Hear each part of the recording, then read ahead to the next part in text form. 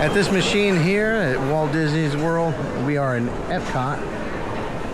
Personalized like dog tags or engraved tags. So what you do is you touch it, and here are the different options that they have. They got Pride Mickey, Minnie.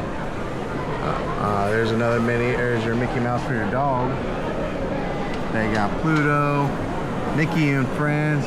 All of these cost $15. There's Moana, Mickey and Friends, Winnie the Pooh, Soarin' at Epcot with Mickey, Minnie, and Goofy.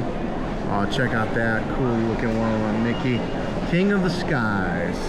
This one here has all the different countries' flags on it. Here's Mickey.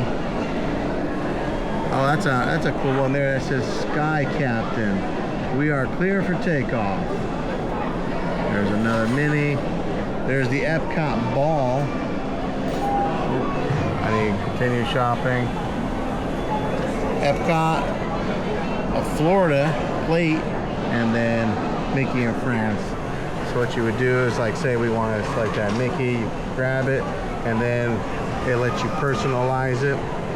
This is the actual size for it.